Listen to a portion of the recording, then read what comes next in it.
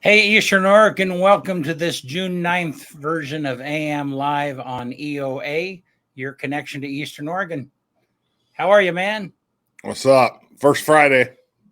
First I Friday. need it this week too. I'm dragging. Oh, man. Me too. I am You've had a dragging. busy week, man. Over and back to Salem twice this week.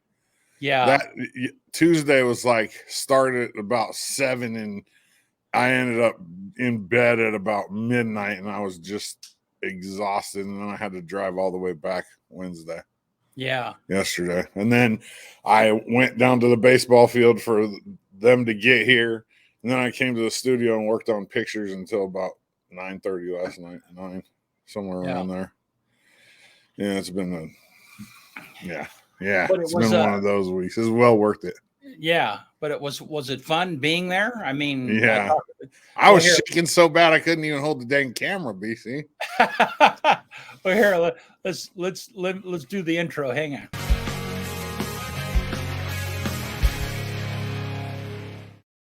We're going to talk about sports real fast. Let's do it. Yeah.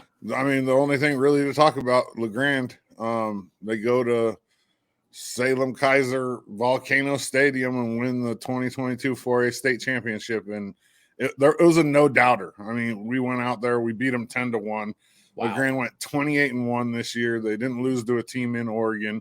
They lost to one team from Colorado in Arizona. They beat one of the team that lost in the 6A state championship. LeGrand beat in Arizona. Wow. Yeah, it was just a no doubter. It was phenomenal too. Like just the energy, even though the game was originally supposed to be on Saturday, right, at 1:30. Right. We got over there Friday. Saturday morning about 9:00, we get a message. The game's been postponed till Tuesday. So talk about that. That puzzles the crap. They begged the OSAA to postpone it on Friday before we left. Parents were messaging OSAA. Everybody was like, "It's going to rain tomorrow." Okay. Volcano, the field where the Volcanoes plays, is not turf. Okay. Everybody was like, please postpone it. They have graduation, but they wouldn't have got to graduate anyways. Right. Because there's an OSAA rule where you have to be, you can't be graduated and playing an OSAA sanctioned event. So that's why they do it after the game. But no, OSAA said we're keeping it 1:30 on Saturday. 9:00 Saturday morning, we get a message. Game's been postponed. So it's like, come home Sunday. Well, and then why till Tuesday? To let the rain, to let the weather field dry out? Weather. Yeah. And then, so if it would have been a Saturday afternoon game, there would have been a lot more people there too. A friend of mine's sister flew in and had to leave, and you know what I mean? So it was just, that was a mess. The team got back in time Saturday, though, to go on their senior trip, which they were going to miss. Oh. And then they got back like Monday or late Sunday night, and then turned around and came over on Monday. And then we came back Tuesday morning. I actually drove a van full of graduated seniors. Oh, did you? Yeah. Yeah. Oh, that's funny. They put you to work. Yeah. I kind of got volunteered into it, basically. So I drove a van full of graduated seniors over there and back, and it was awesome. I mean, I'll show some of the pictures that from it. I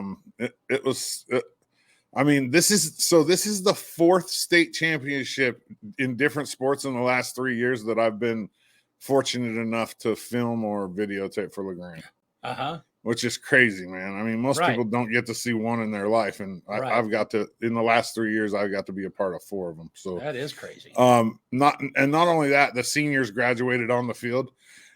And I was looking on the stream, and I think it cut off right before the graduation, but I have that recorded, so I'm going to repost that. So good, yeah, because I was wondering the same thing. Yeah, I didn't notice it until just today. Just a few of my favorite pictures. Obviously, this one I had to like do a little crop job on this because the yahoos from OSAA and the Oregonian wouldn't get out of my way to get a picture. So there's heads down below. That's why I cropped that. Another one that I liked out of the group, this is Sam Chachis, Owen Rinker, Jared Armstrong, Devin Bell, Jay Scow. The one on the right, Jace, he pitched one heck of a game. He had 11 strikeouts, 6 innings. He hit his first home run ever. Yeah, you had a little live interview with him. Yeah, it was that was really nice. It was so awesome. And then Jarrett, he's a junior in the middle there. I played with his dad. Sam on the far left, I played with his dad. I played with Owen Rinker's uncle. Jarrett had a heck of a game. The one right there in the middle, the junior, he had 2 hits and like 3 RBIs. Devin Bell, number 5 there, he's going to be the OSAA State Player of the Year, no doubt. Cool. Let's see here. I like this one of Jarrett.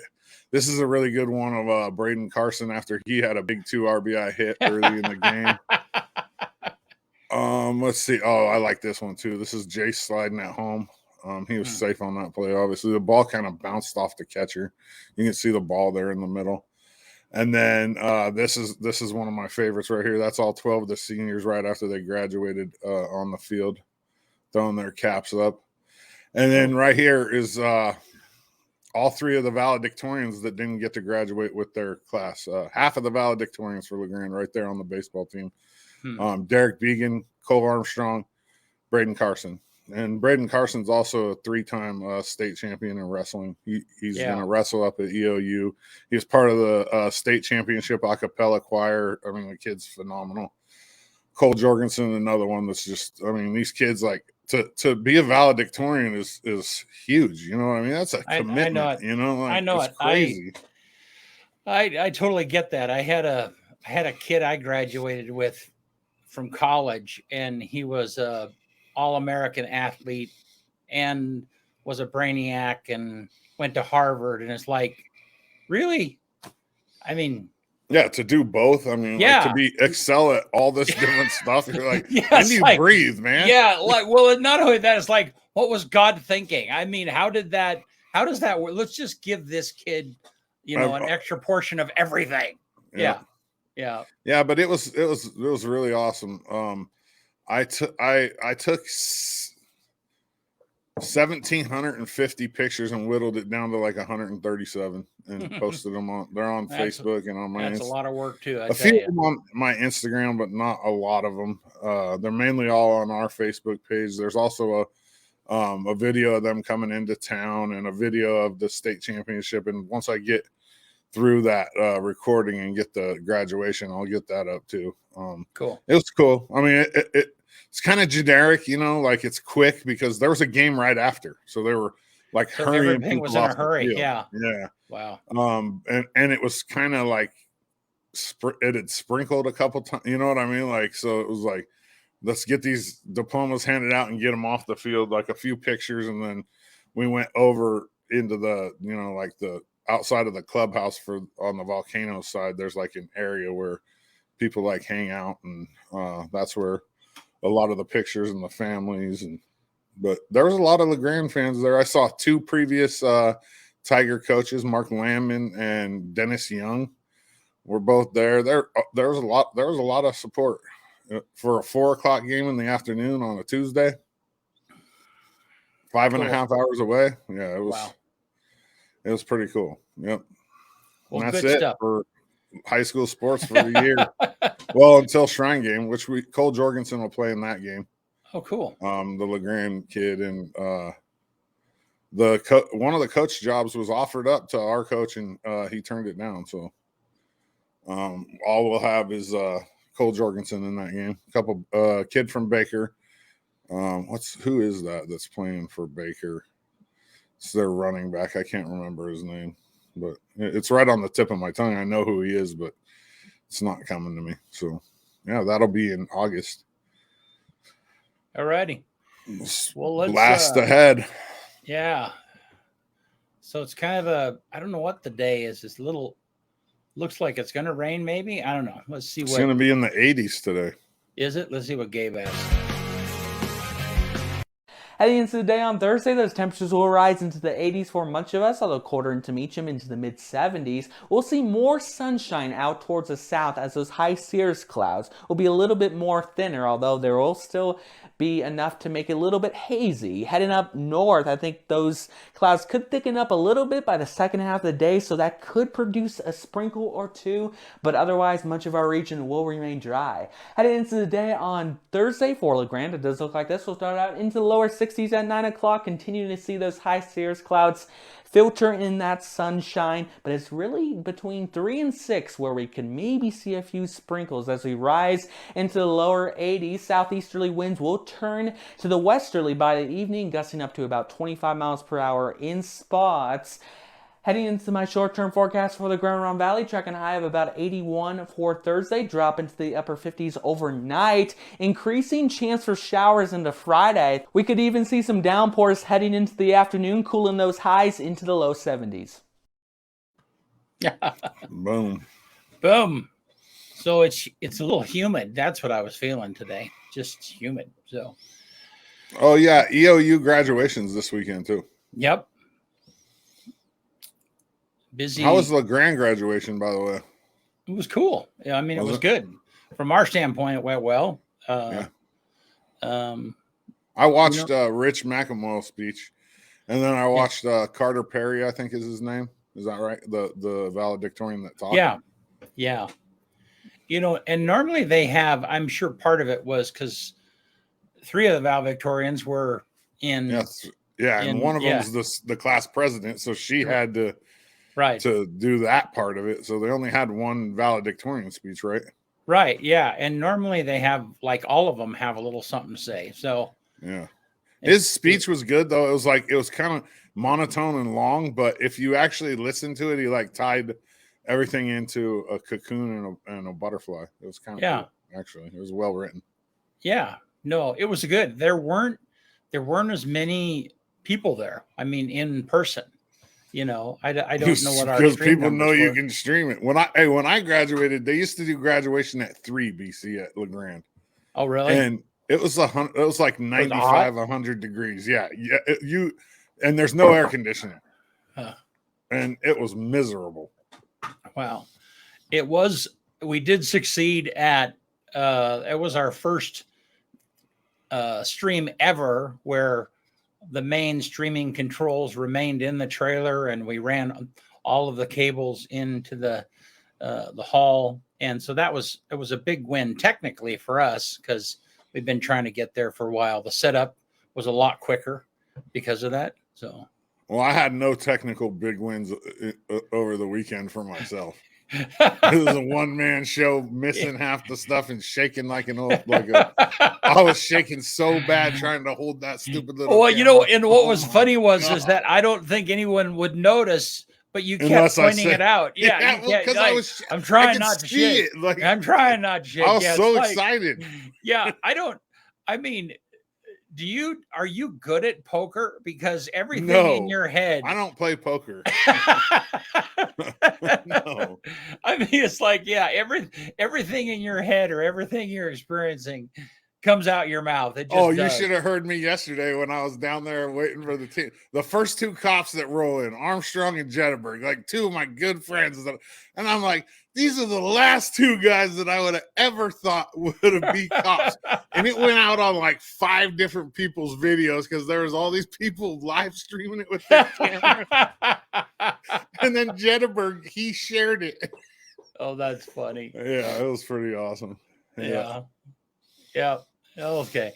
Well, so this morning we have Stephen Brock with us, and he's from the National Guard Army National Guard. There we go, I think. And he is here in place of Lori McNeil. So this opening that we're going to play has Lori McNeil, but Stephen Brock is in her place this morning. Is going to talk to us about the opportunities that the Army has.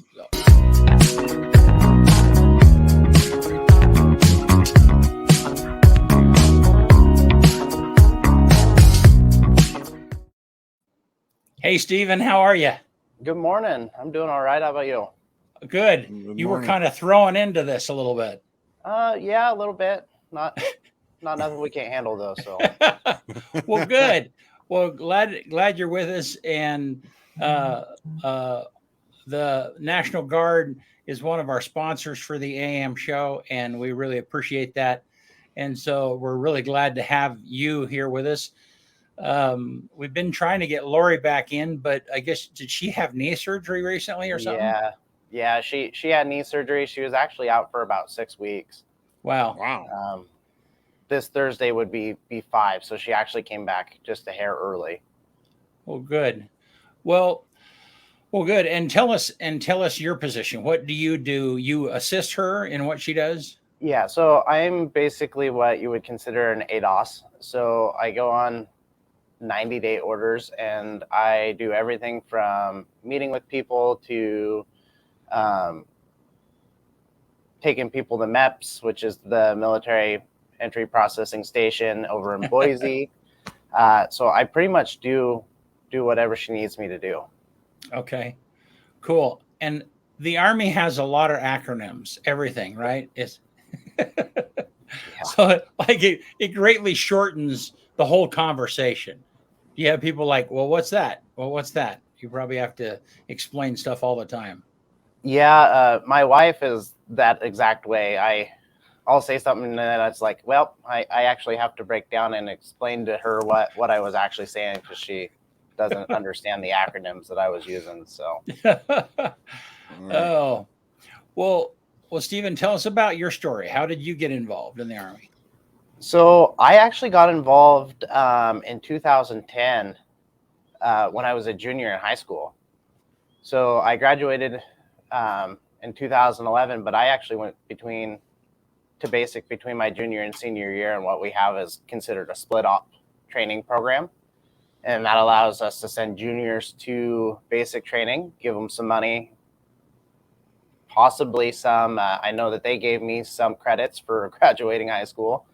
And then you come back and you finish your senior year, you drill with us once a month where we teach you how to do, basic military tasks and drills, and then we send you back to AIT. So I did that, and I've actually been in for 12 years now. Wow, cool. He said another acronym. Let me guess what it is. Okay. AIT. Yep. And I don't know this, but I'm going to guess. Advanced Infantry Training. It's pretty close. Advanced Individual Training. Oh, it was real close. Yeah. Yep. Real close. And that training just depends on whatever job that you want to pick. So that's one of the benefits as a guard is you can pick whatever job you want based off of your ASVAB score. I was just going to say that I have to take the ASVAB on this show one of these days. Oh, yeah. They're definitely challenging nowadays, especially after you haven't been in school. Right. If Todd's still listening, I think he challenged me to score over. I don't remember what his score was, but I have to beat his score, and his score was pretty high. It was like 180 or something like that. Is that something real high? Does that sound reasonable? I mean, I know it was very high. The top score is 99. The top score is 99? 99. Maybe, has it changed? Maybe it was 82 or something like that. Yeah, it was something 82 is pretty good. Yeah. Todd, if you're still listening, what was your score? Yeah, it was. I think that it was somewhere around there. It was high. It was like. So, well, cool. Well, so where's home for you, Stephen? Actually, here in LeGrand, I just purchased a house out just past Flying J with a little bit of property. So, I mean, I'm stuck in the area pretty much my whole life between Baker and LeGrand. That's where you're from, is Baker? Yes. Cool. There's Todd, 87. Yeah, I was going to say it was up there. Yeah. Yeah, that's a pretty good score. I don't think Todd, I can beat how about that. you come and visit with us when we get done with this? Do you know Todd? I don't. I think he's in for like 20 plus years. Awesome. He's a local guy. He grew up out in Embler. He's a basketball ref and a football ref. He's a good dude. Good dude. Okay. So what do you enjoy doing, Stephen? Kind of what's what was the course of action that you chose, the particular skills that you developed?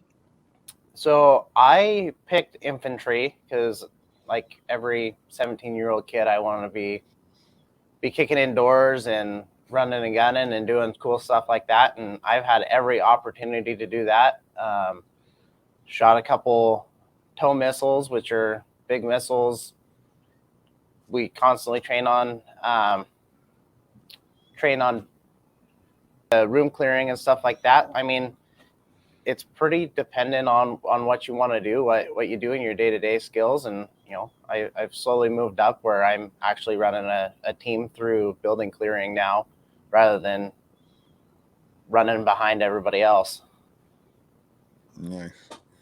As far as like recruitment for like your position now, like, so you work under Sergeant McNeil, but like what's your main focus? Like, are you going to high schools? Are you like going and talking to high school kids or what?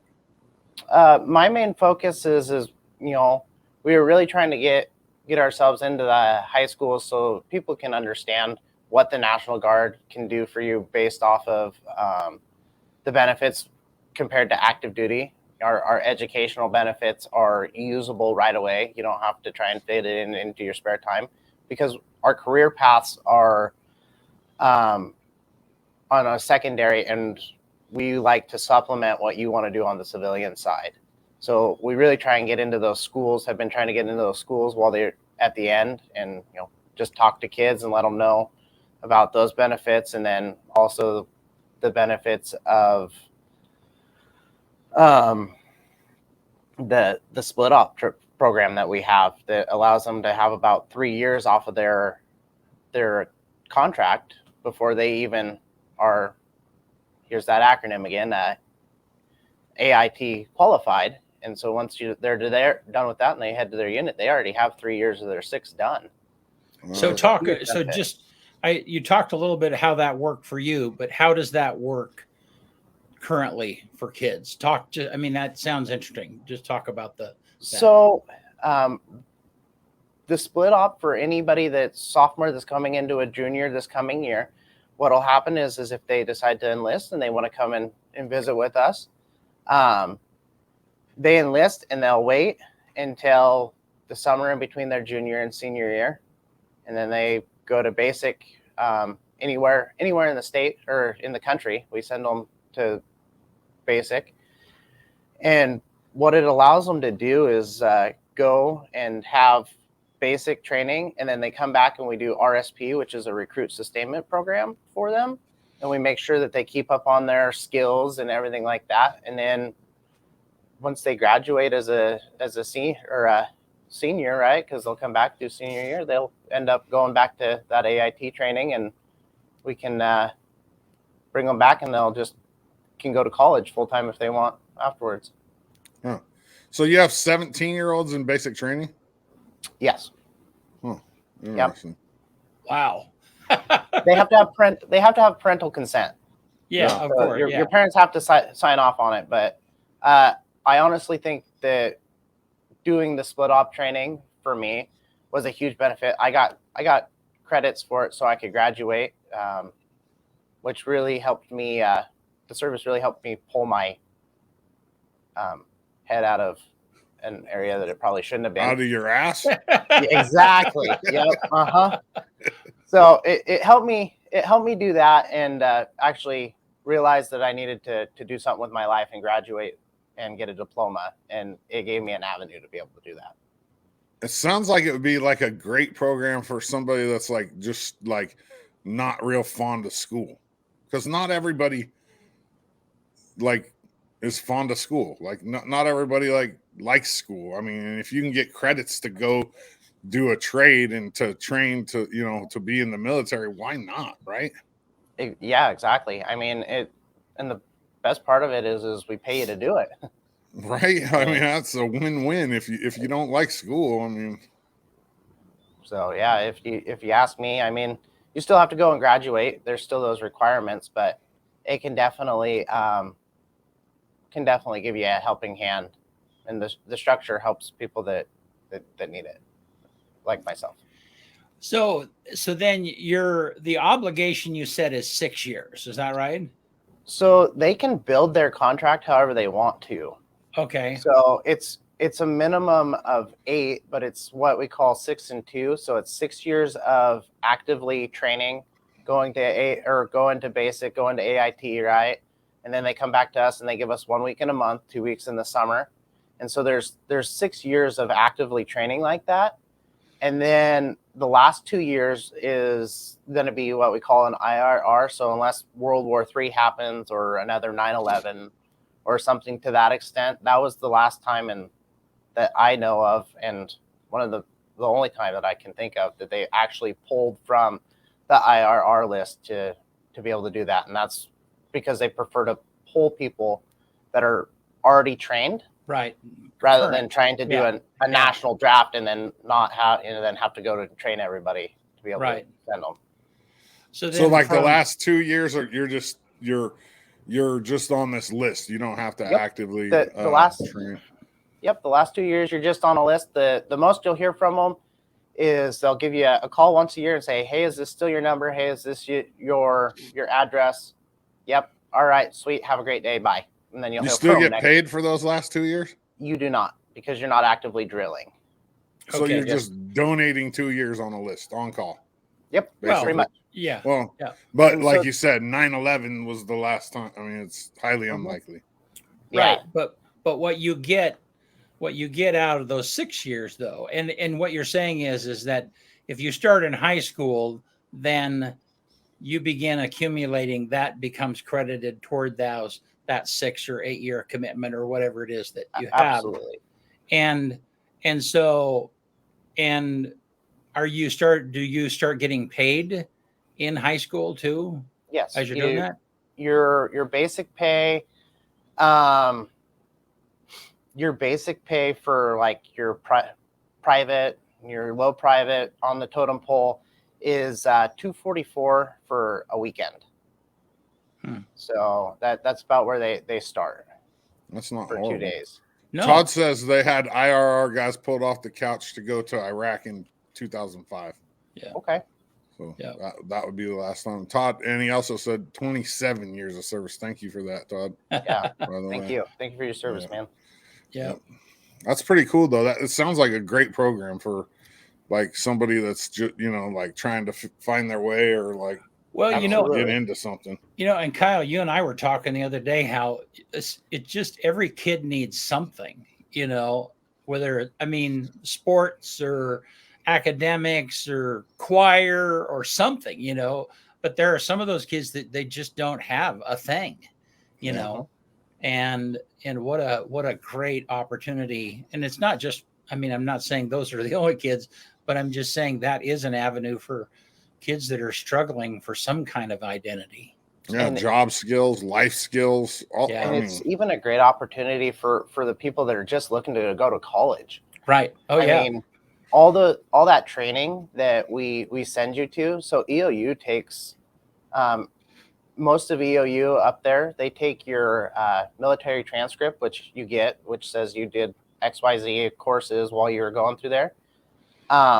They basically take that and they give you college credits for that. So if you go to like a combat medic course, they give you about 70 credits for everything that you do while you're in basic and AIT to go to EOU. So if I'm not wrong, that's about a sophomore status. Starting out. It's about 2 years worth of credits. Without even stepping foot. Yeah. And then your bill to go to college is also paid. Absolutely, 100% of it. Right. Wow. And then if you're in college right now, and you have student loans right now, it's up to $50,000. And these things change consistently based off of funding and needs and stuff like that. But right now, the benefit, if you're in college and you enlist, we can pay up to $50,000 of your student loans off. Wow. Well, that's great. Well, thank you, Stephen, for taking the time. Great information, great opportunity for kids. Well, thank you guys for having me. And, if anybody ever has any questions, we're always right down there at the Armory. Good deal. Yep. And thanks for stepping in for Lori today. Really appreciate it. Thanks for having me, guys. I appreciate it. Have a great day. You as well.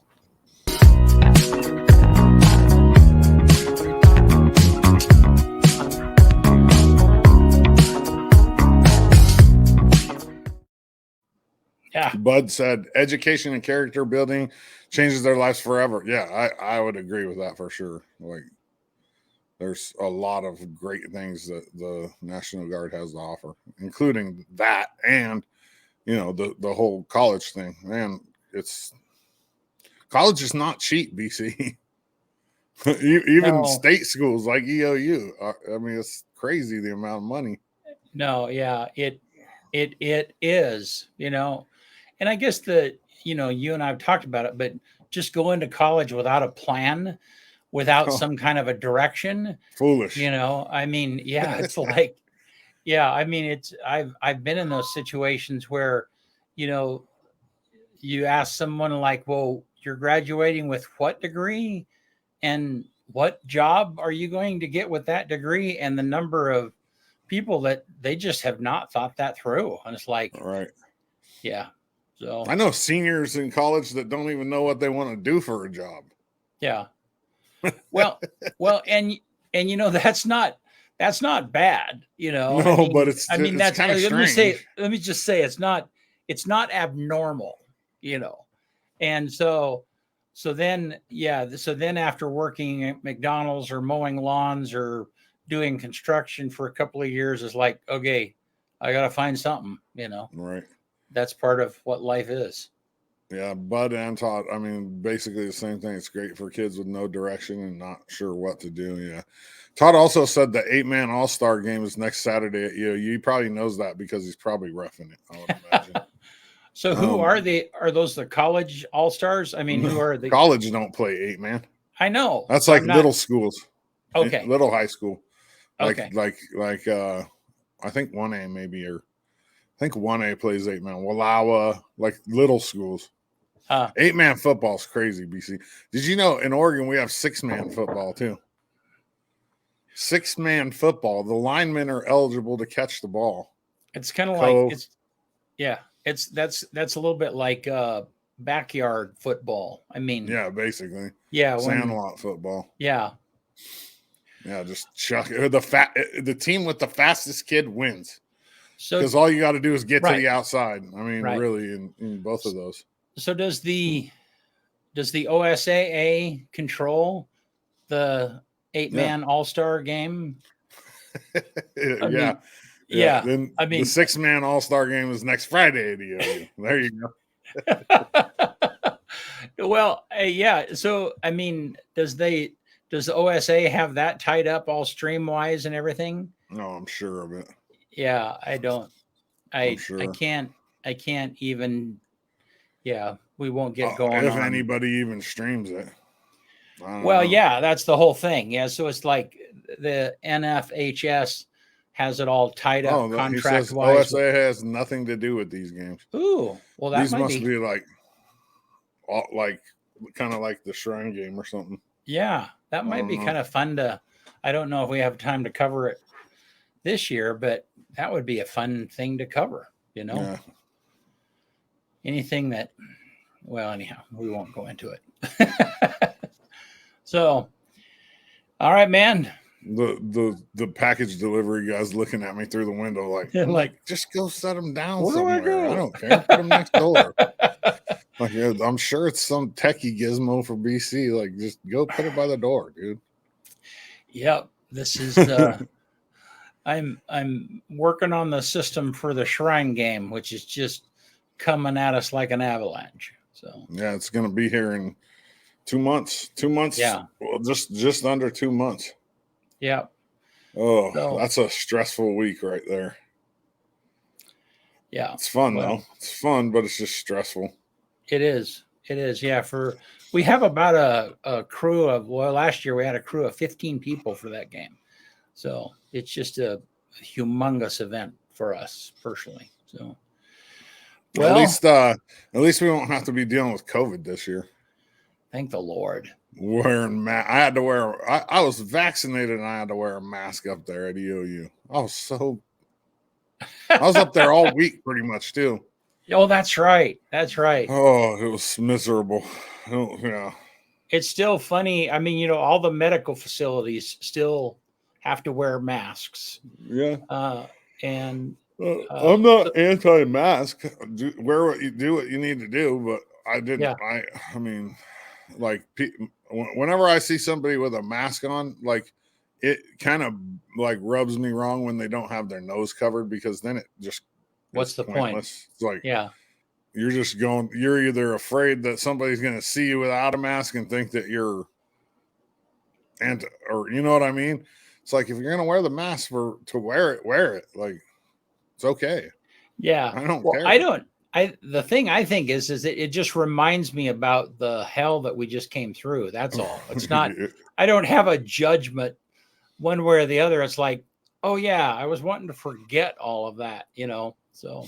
There's still people getting COVID though. There's no Yep. doubt about that. I mean, it's going to Yep. be here. But yeah.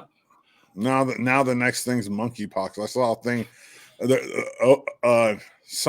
The status of it changed because there's been over 1,000 confirmed cases of it. Like it went from some status like on the It's like, board. so now it's a thing. Yeah. I don't know. I don't know. I don't care. I really don't care. It's just one of those things. All right, let's get us out of here. Yeah. On this day, June 9th, 2022, on 1910 on this day, a passenger on SS Arawata, which was a military ship, I think, throws a bottle with a note overboard. And the note, I don't know what it says, but it was found in 1983 in Queensland. Wow. So how many years is that? 73 years later. So they threw it out on what year again? 1910. 1910, and it was, wow. Yeah, it was found in 1983 in Queensland. Huh. On this day in 1922, the first ringing of the Harkness Memorial Chime at Yale University, which is a pretty famous bell that they have at Yale. There's not a lot today. 1959, the first ballistic missile sub was launched. George Washington, Groton, Connecticut. 1962, Warner Brothers' Bill of Hair with Bugs Bunny premiered in the USA. 1962 on this day. 1913, on this day, Edward Snowden publicly makes his identity known as the leaker of the NSA documents. You said 1913. 2013. Yeah, my bad. Okay. Obviously not 1913. 2021, the most expensive coin in history sold. A 1933 double eagle gold coin sold for $18.9 million in New York. Wow. So what was a double eagle? $1, right? Double eagle was $1. But coin. A double eagle gold coin? Yeah. Yeah. I don't know. I think probably $1, I would imagine. I mean, in 1992, the #1 movie in America was Patriot Games. Patriot Games was it broke the Hunt for Red October's record for the highest weekend debut of a spy film. Huh. On this day in 1992. And then finally, the quote for the day: "Don't wait, the time will never be just right." Don't wait, the time will never be just right. And then Todd said something else. Let me see real fast. The 8-man All-Star game is Friday at 7 p.m. The 6-man All-Star game is Saturday at 2 p.m. Cool. What time is the graduation at EOU? 10? On Saturday, right? Yeah, it must be right before that. Yeah, it's at 10 or 10:30. Oh, okay. So yeah. I can't. Busy day up there. Yeah. Yep. Good. That's all I got. All right. Hey, thank you, Eastern Oregon. And also, so Wade Twilliger and I don't know if we have had a chance to tell you this. Wade Twilliger and I are going to have our first EO Talks live next Monday night at 5:30. Who's on? Who's the guest? We don't know yet. Oh. Yeah. So it might just be the two of us. I mean, we're getting together tomorrow to kind of figure that out. So, yep. So that could be a kind of little slower moving show talking about stuff. I mean, I think the idea is to kind of have a conversation about relevant topics that are going on in the world, but how they specifically relate to Eastern Oregon. So anyhow, be kind of interesting to see how that. I like Wade. I like how he thinks, and kind of the ideas to gather people that are thinkers, I suppose, that are outside of our experience, and to kind of round out a topic that we don't know much about. So it'll be interesting to see how it develops. All righty. See you on Tuesday. Thanks.